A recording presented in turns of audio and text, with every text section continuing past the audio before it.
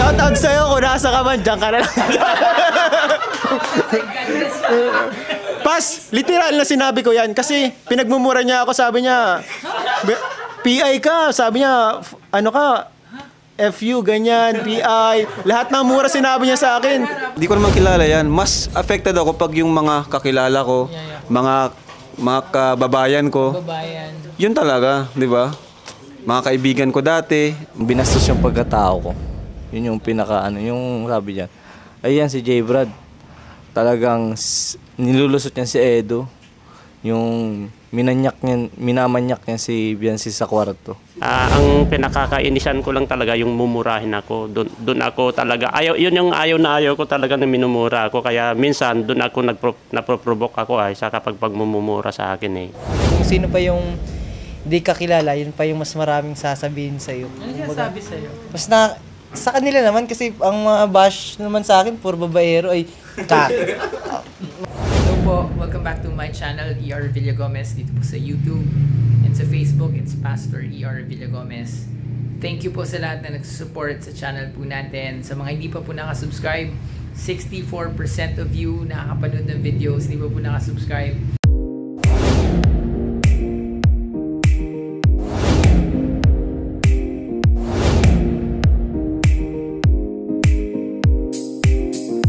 Dear God, salamat po aming Ama sa tanghali pong ito. Salamat Lord sa time ng team na magbigay Lord ng panahon para may matutunan po kami at magbago Lord God ng aming buhay ngayong linggo.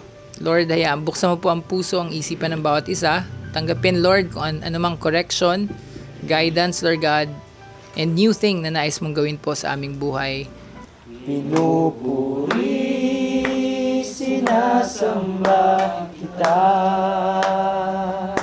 dakilang Diyos at Panginoon. Tunay nga ika'y walang katulad, tunay nga ika'y di nagbabago. Mabuti ang Diyos na sa amin ay nagmamahal. Pinupuri, sinasamba kita.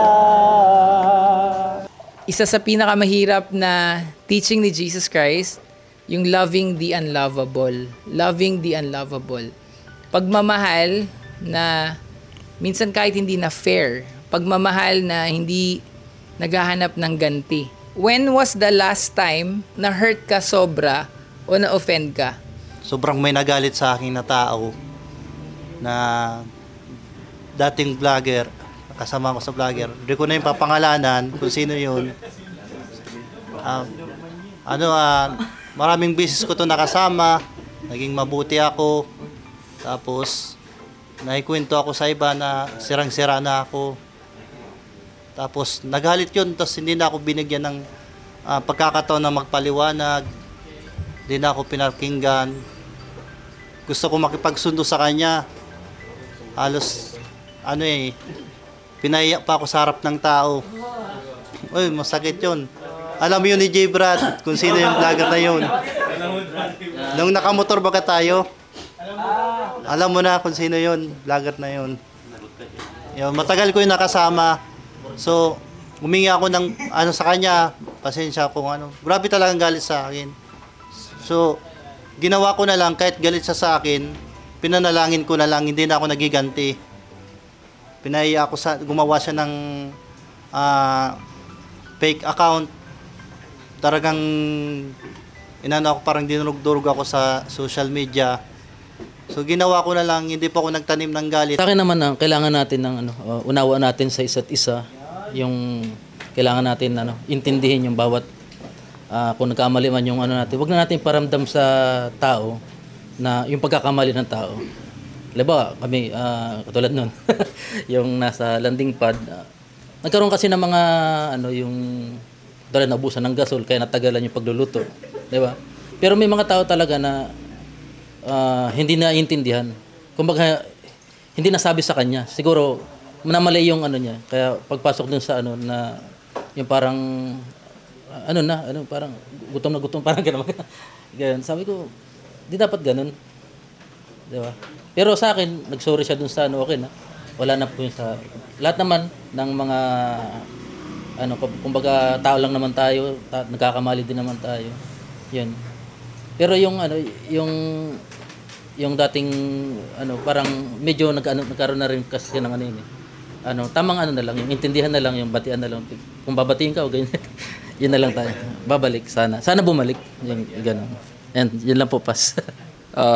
Ipag-pray na lang din yung mga ano, na mga taong ganon kasi syempre hindi nila alam yung ano yung kumbaga totoong nangyayari. Kumbaga pag may nagbabash man, okay, so be it. So ano, kumbaga hindi ko na lang din ano pinapatulan. Sa ano lang po, yun sa atin sa social media, sa YouTube, yan minsan may mga makakaano tayo ng yung ano natin, sineshare natin yung mga pinagdadaanan natin sa buhay. Siyempre, yung mga nararamdaman natin na ilalabas natin.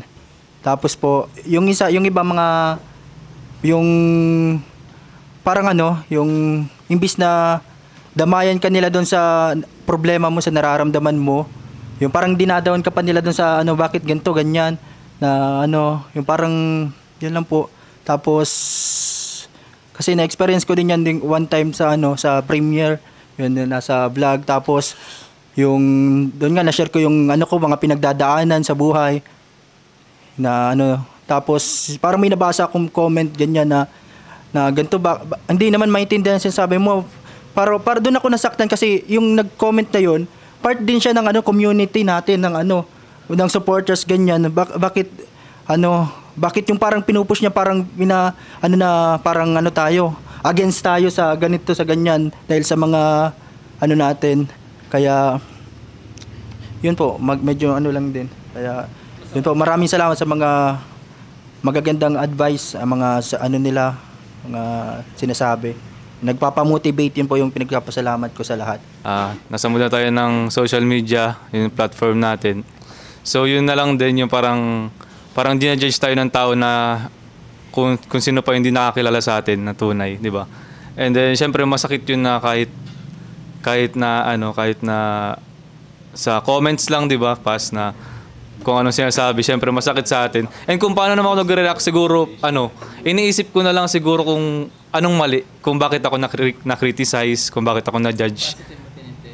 Parang ganun. Kung syempre para gawin ko yung way para syempre mag-improve pa kung ano man yung nakita nila sa akin na mali, ganun.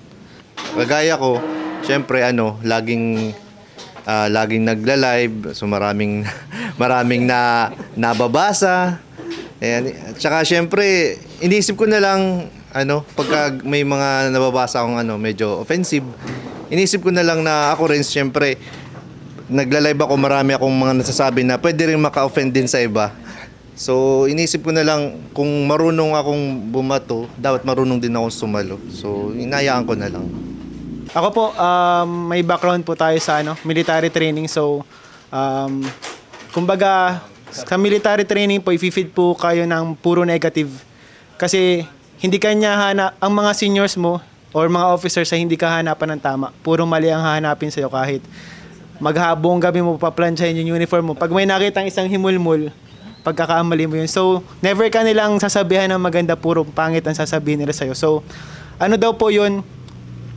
Parang tinuturuan ka maging para mapagkumbaba and mag-react sa mga negative na nangyayari. Oo. Kumbaga, sa akin, ako kapag nagre-react ako talaga, kumbaga, siguro ngayon mas na-improve kasi dati mainitin din ang ulo ko. And ngayon siguro iniintindi ko din yung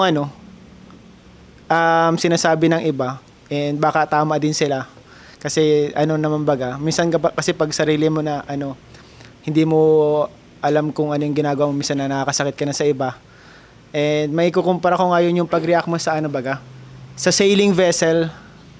Kasi kapag ang sailing vessel po, kapag may hangin na malakas, kapag marunong ka mag-navigate ng sailing vessel mo, kahit anong hampas sa'yo, hindi po matutumba yung sailing vessel. Pero kung magpanik ka, and kung saan mo lang yung pag-sail ng barko is babaliktad yung barko mo. So, positive reaction, yung kalma ka lang, pwede maging positive din yung mangyari. Pero negative reaction, negative din yung mangyayari sa'yo.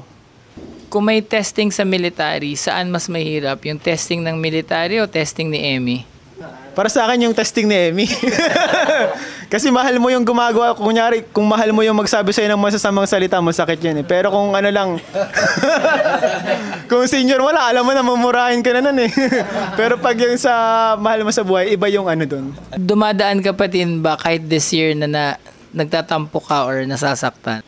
Normal na tao lang din naman tayo. Kahit sabihin pa ng iba na ay malakas yan, malakas ang pagkatao niyan, hindi yan nagre-react. Pero sa totoo lang po, nagtatampo rin tayo, nakakaramdam din tayo ng sakit.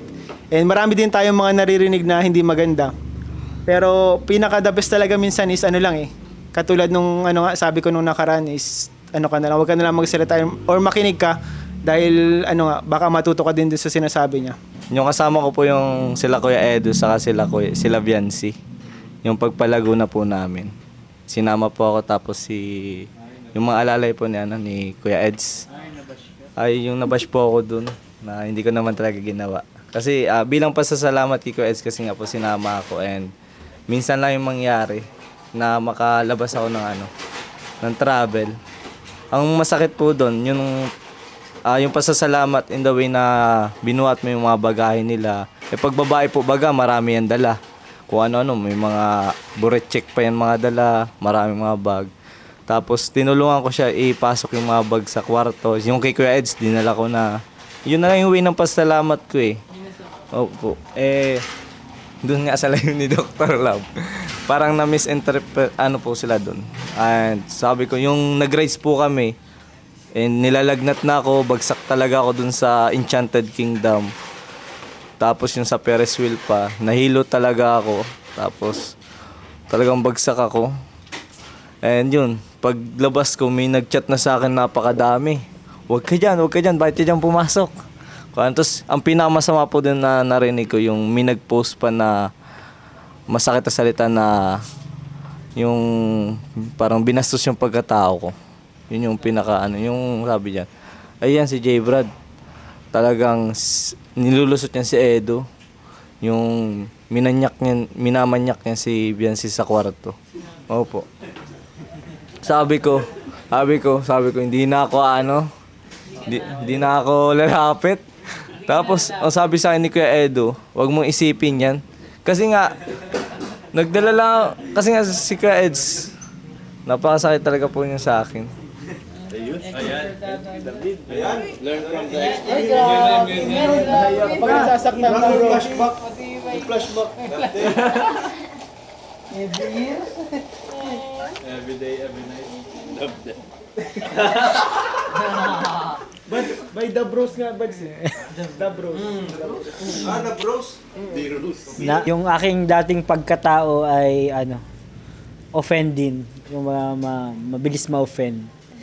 Which is, yun yung aking patuloy pa rin na na inabago. Sa simpleng bagay lang, mga pinakasimpleng bagay. Kasi pag teacher ka, medyo OC ka talaga eh. Ang lahat ay parang gusto mo nasa ayos. Which is, yun talaga yung yung aking wino-work out sa sarili ko. Kasi Natampo ka minsan sa K-Boys. Sa K-Boys wala naman kasi naiintindihan naman yung mga pinagdadaanan nila. Pero mas masakit kasi minsan yung mas closest mo yung nakakagawa sa'yo ng ng mga bagay na like family, best friends, ganyan, relatives, mga ganun. Pero yung second question, yung paano pinapaglabanan yung mga ganung minsan kasi mahirap labanan yun eh. Actually, hindi ka pati talaga mananalo minsan sa sa mga arguments na alam mo namang walang pinanghahawakan. Hindi ko naman masasabi na matibay na ako doon, na talagang naapektuhan pa rin ako. Pero iniisip ko na lang ay parang may narinig akong isang preacher, what would Jesus do in that situation? What would Jesus think sa isang certain words na binigay sa'yo na hindi mo naman kilala or hindi ka lamang kilala. Or mas masakit yung kakilala mo pa. Oo, hindi man actually masakit din pas. Masakit din kasi hindi mo kilala eh. Hindi mo naman siya tapos may sinasabi siya. Bakit? 'Di ba?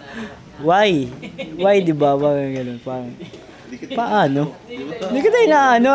Ayun na nga eh. Mas masakit pa yun yung wala ka pang ginagawa.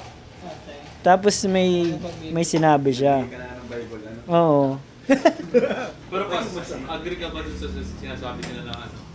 Mas madaling mag-open sa taong di mo kilala.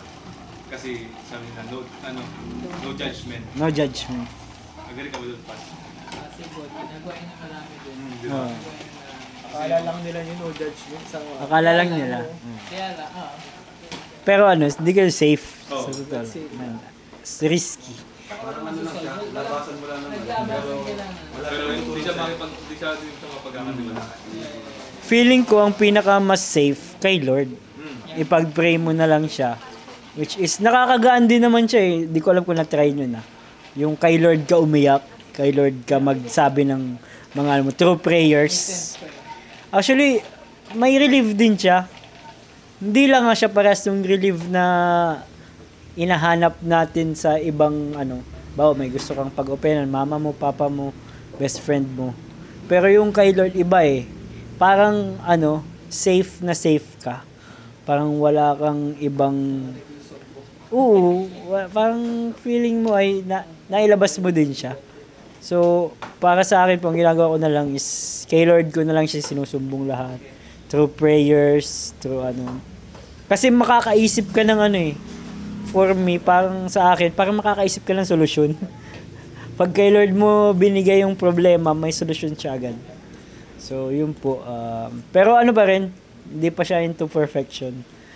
Working progress pa rin siya para sa buhay ko, sarili ko, sa family ko.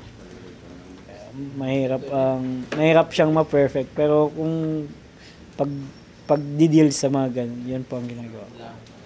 Relate po ako dun sa sinabi nila kay David nila J. Brad. Kasi yun nga po, kung sino pa yung hindi ka kilala, yun pa yung mas maraming sasabihin sa'yo. ano siya sabi sa'yo? Mas sa kanila naman kasi ang mga bash naman sa akin, puro babaero ay ma-open ka baga dun. Natatawa ko ba? Di, yan po, pero di naman po, pero hindi naman. Pero di siya yung katulad ng bash sa kanila.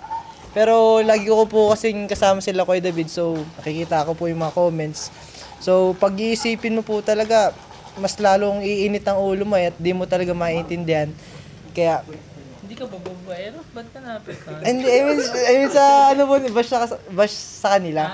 Sa bash sa kanila, nararamdaman. So yun po, pag ang hirap din nilang intindihin, kaya kung iintindihin mo sila, ikaw lang yung parang maapektuhan lalo.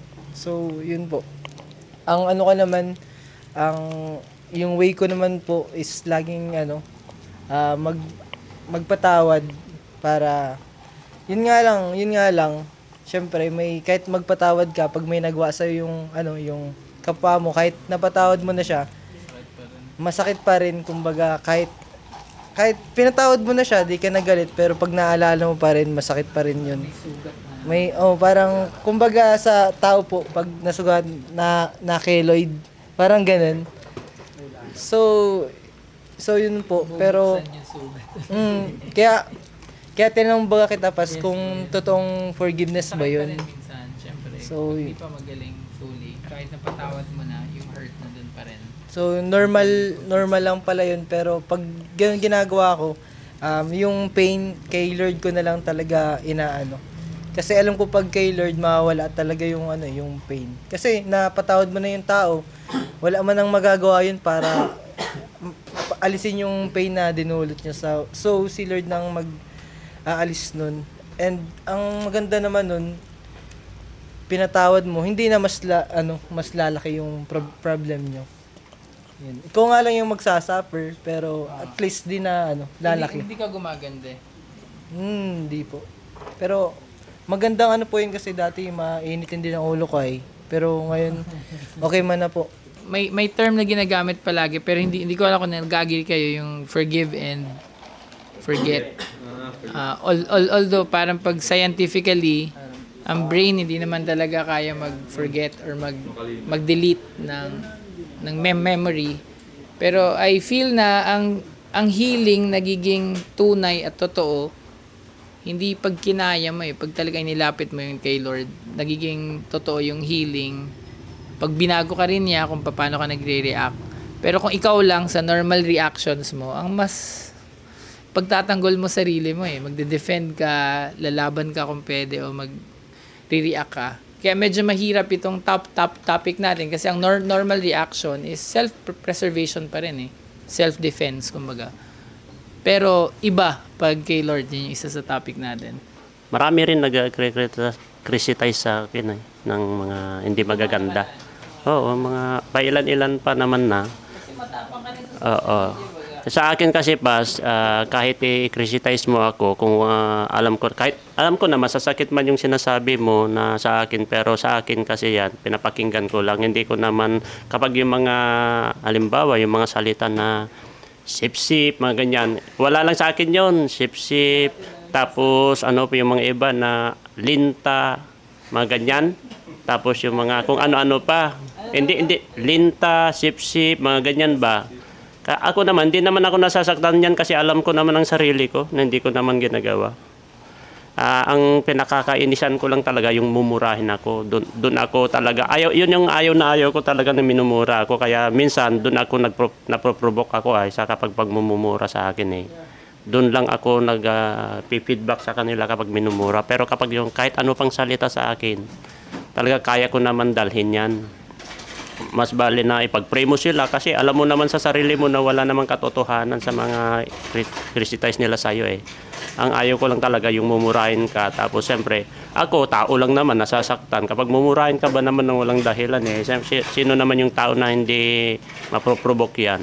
Kaya doon ako, pero sa akin naman, ako yung tao na hindi nagtatanim ng galit. Kapag nailabas ko na yung galit ko, kahit oras lang yan, mawawala na. Kahit magkasama tayo. Ka ba na nakakabati mo din? Yung mga, minsan man, hindi man sila nakikipagbati, pero sa akin, parang wala na sa akin yun, Pas. Para sa akin, kasi ako yung tao na hindi nagtatanim talaga ng galit sa kapwa ko. Best na kung ayaw man nila, okay lang sa akin. Basta importante, pagdasal ko na lang na hipuin na lang ni Lord yung puso nila, yung mga sama ng loob nila sa kapwa nila.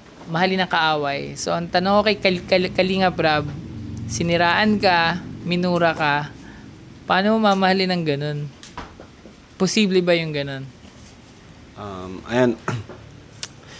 Ako naman, Pas, ngayon kasi talaga sobrang grabe yung pagbabago ng kumbaga yung kung saan is yung character development. Sobrang layo ko kasi dati po, kunti lang kaibigan ko talaga. Yan, sila Kuya Nel lang and sila Buddy. Kilala ako niyan.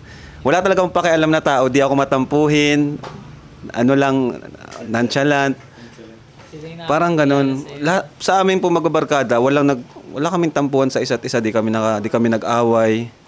Kasi wala sa grupo namin matampuhin. At isa na ako doon, di talaga ako matampuhin. Tapos yan, habang tumatanda tayo at ngayon, ang dami ko ng naging yung kumbaga ka-team, kaibigan, dumami yung kaibigan ko and parang nag-evolve yung tao. Yep. Parang ganun. Ang dami mong pakikisamahan, iba-ibang ugali. Iba-ibang ugali. Tapos yun, parang mas naging ako yung basta nagbago talaga mas naging din ako maunawain, yung parang dapat intindihin ko rin yung yung ibang tao.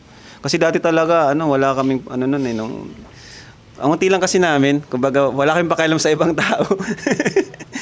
Pero ngayon, lalo na ngayon, charity pa ako, naging charity vlogger, so may mga beneficiaries ako. So parang mas naging ako yung naging maunawain, maging concern, tas mas maging dati di ako nakikipag-usap nun pag di ako kinakausap eh. Pero ngayon wala na yun, ibang-iba na talaga.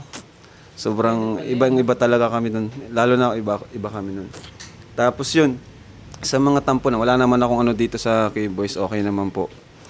At lahat naman ay di ko naman makakasama yan kung ano, 'di ba, kung hindi ko makakasundo.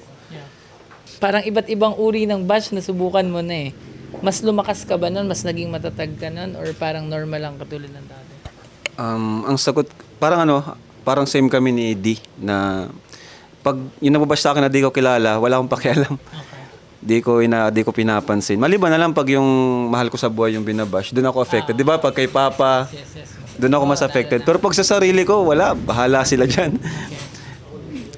Ewan, basta ganun, di ko naman kilala yan. Mas affected ako pag yung mga kakilala ko, mga kababayan ko. Yun talaga, di ba? Mga kaibigan ko dati, mga kababayan. Pero yung pag di ko kilala, wala, di ko pinapansin yun. Para po sa atin at ang ilan sa inyo na nakakilala sa Panginoon, hindi na kayo yung dati dapat eh. May new life tayong tinanggap. May binabago yung puso natin at spirito at yung mga ugali natin dati na makamundo, binabago yan sa atin. Kaso hindi yun mababago kung walang challenge, walang testings. So minsan dun sa testings, dun lumalabas kung paano ka magre-react. Yun po pala, bigla kong naalala, kung paano ka mag-react sa isang masakit na bagay, makikilala kung sino yung sinusundan mo. Makikilala kung sino talaga yung Diyos mo.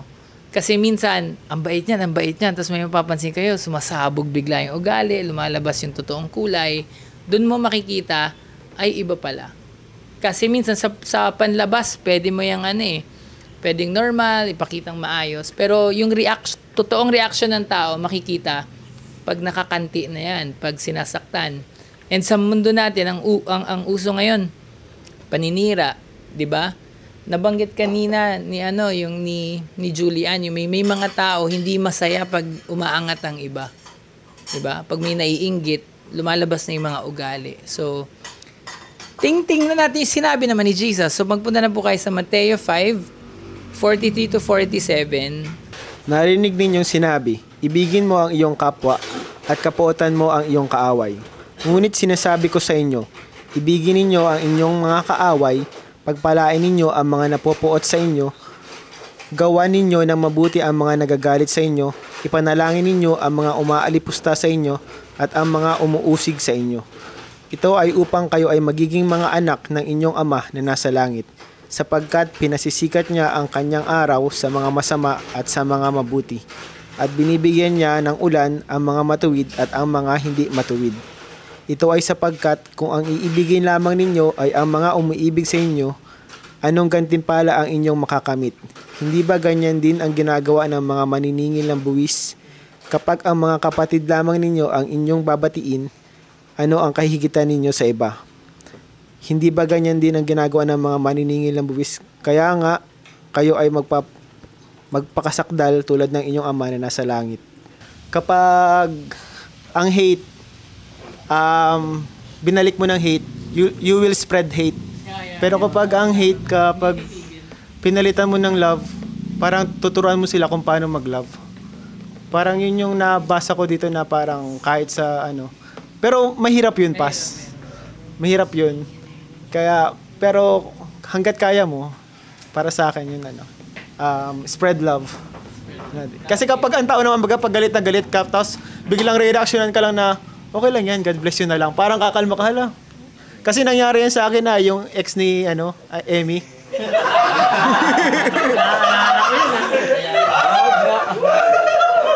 Shout out sa'yo kung nasa ka man, dyan ka na lang.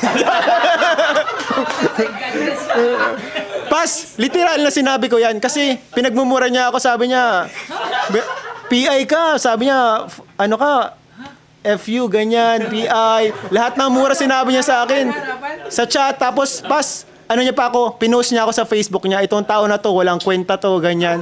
Wala akong ginawa, ang reply ko lang sa kanya, pre, mag-ingat ka sa barko, God bless you.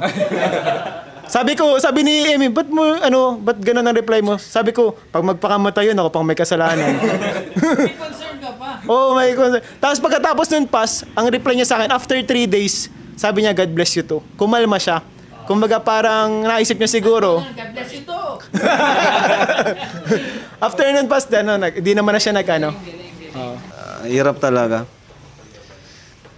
Si Kuya Val, welcome yung mga kaaway. Mahirap po talaga ito. Madaling magpatawad pero mahirap magtiwala ulit. Parang pag napatawad mo na, parang di na kayo friends. Tapos, ano na yun, Pas? Yung reaction mo dyan sa parang mabait lang tayo sa mabait sa atin. Kasi nagagawa daw yun na masama. Mabait lang tayo sa mabait sa atin. Pero pag naging mabait tayo sa kinainisan natin, kaaway natin, grabe yan, ha? Radical yun ang mas may So yun yung yun yung grabing impact sa akin na Yes po, yes. So kahit nainis ka sa tao, ka lang.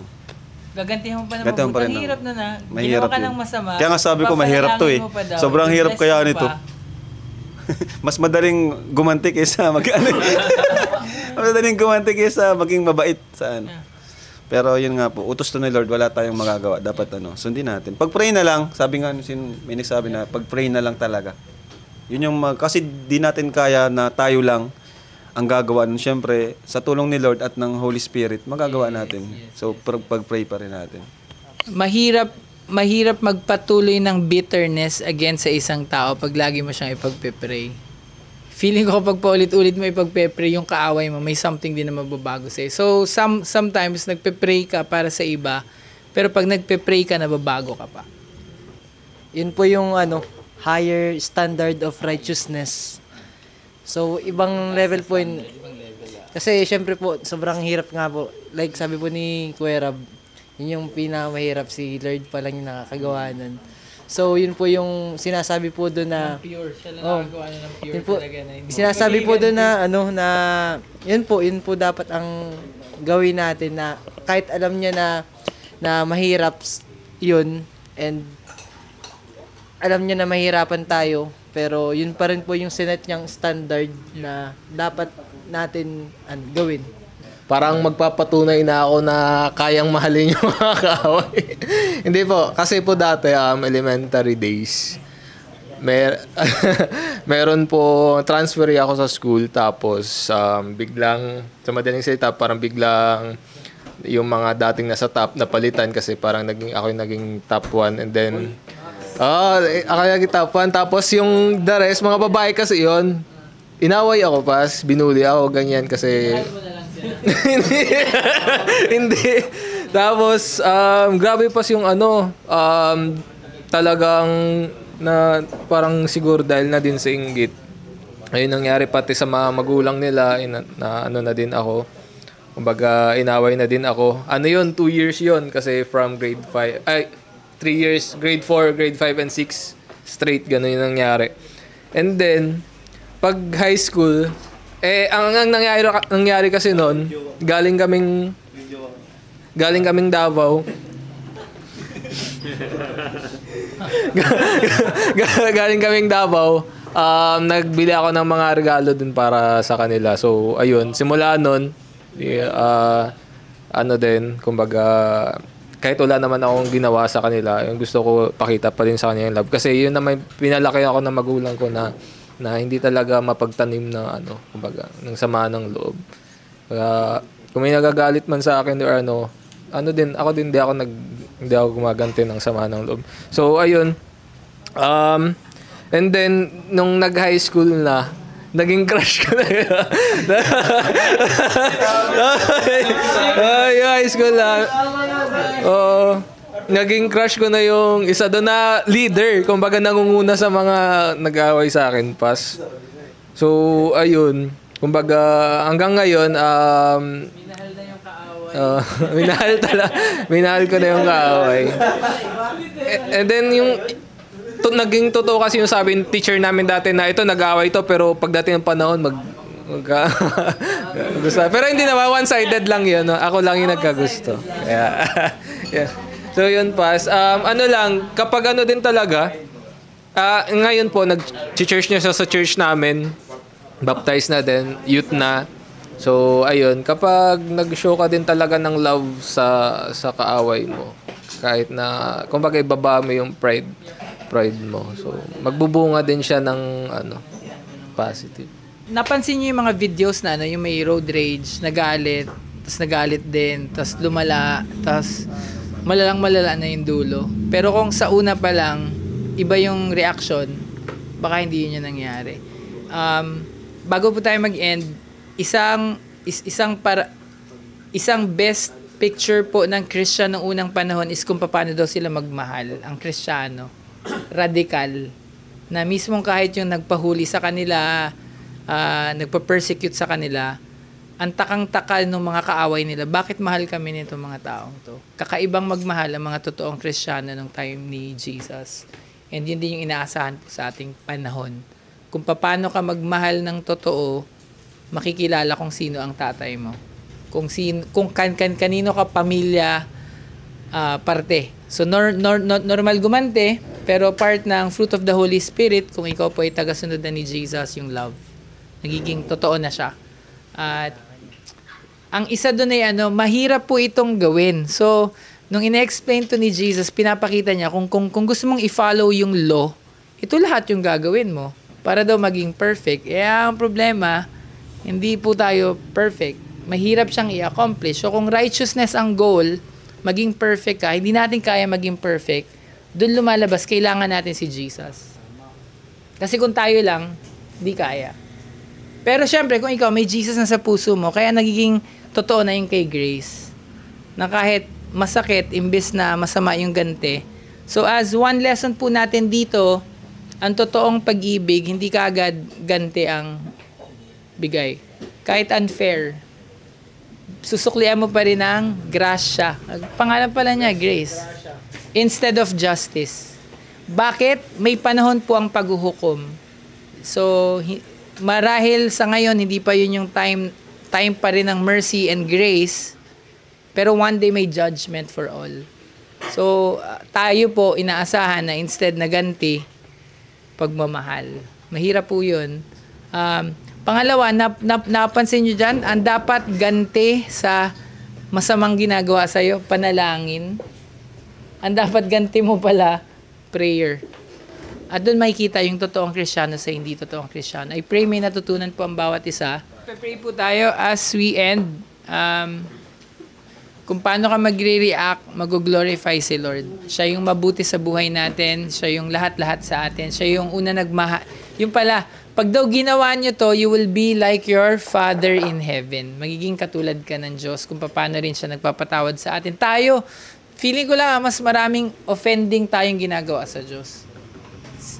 Pag inad nyo yung mga years na yun, even sa buhay natin sa ngayon, marami tayong kasalanan, pero ang Diyos nagpapatawad, ang Diyos may grasya, ang Diyos may mercy.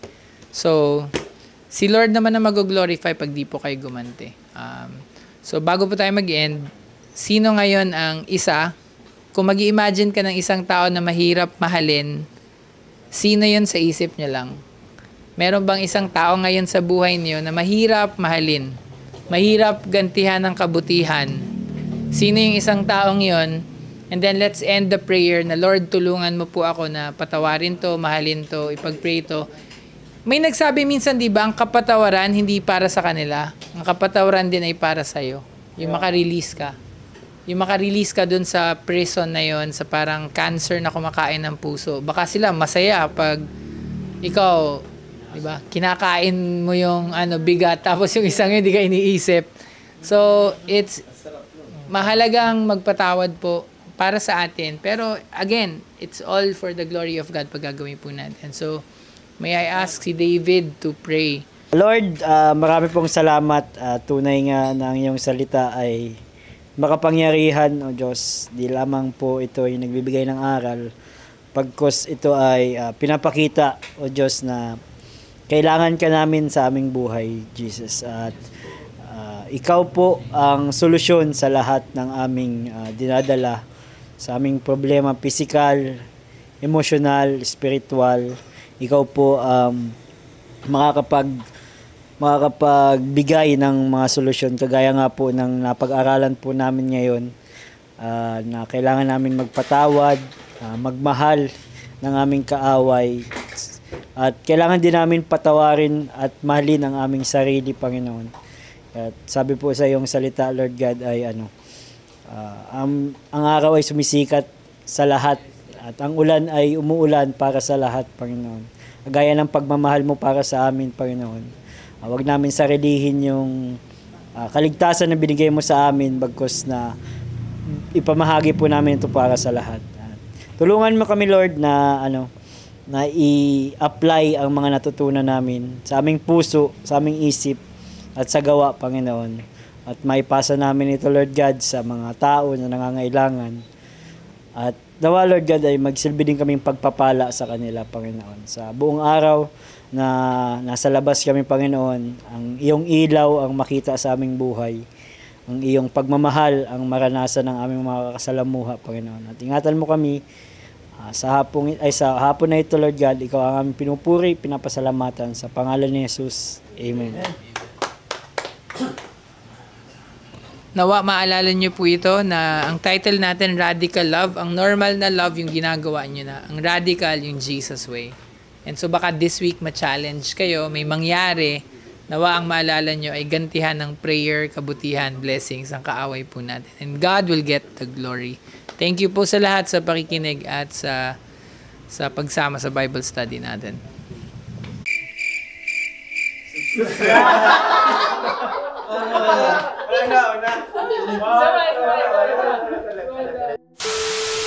Please subscribe! YouTuber. Salamat po sa inyo. Thank you.